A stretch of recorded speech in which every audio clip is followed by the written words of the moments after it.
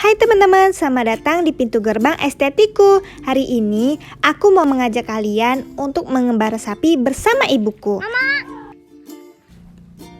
Kalian lihat di sana ibuku diserbu oleh sapi.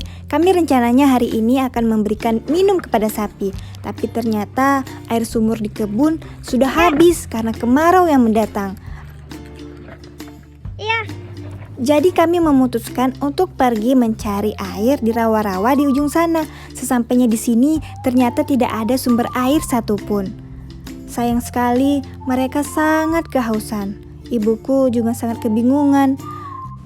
Sebelum kita mencari air lagi, mari kita melihat sapi jantan yang ada di ujung sana. Wow, sepertinya aku melihat yang segar. Air kelapa, no, buah kelapa. Kemanapun kami pergi, mereka selalu mengikuti karena mereka meminta pertolongan. Asiknya mengembara sapi adalah melihat mereka bermain bersama, berlari-lari, meloncat-loncat, dan bahkan mereka juga bakalan menyerodok. Tapi mereka tidak jahat kok, mereka sangat jinak dengan induknya. Tuh, lihat kan seasik itu loh. Mereka mengejar ibuku dan ibuku sangat takut. Padahal mereka tidak sejahat itu. Akhirnya aku pergi ke sumber air bersama abangku dan kami membawanya kembali ke kebun.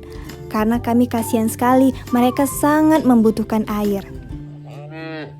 Kalian dengar itu? Mereka mengatakan, sumber air sudah dekat, sumber air sudah dekat. Sabar dong Momo, biarkan Tuan menuangkan airnya dulu, baru kalian minum dengan sepuas-puasnya. Gluk gluk gluk gluk gluk. Para Momo akan terus mengikuti ibuku apapun yang ibu aku lakukan. Lihat itu, ibuku memberikan air garam kepada rumput-rumput yang telah dicincang supaya sapinya makan dengan lahap. Ibuku bilang, nah kalau kayak gini tiap hari sapinya kan pasti gemuk. Lihat tuh, lahap sekali mereka makan. Tapi sayangnya tidak setiap hari bisa kami berikan seperti ini. Nah teman-teman, salam dari kami para pekebun. Sampai ketemu di video selanjutnya. Bye-bye.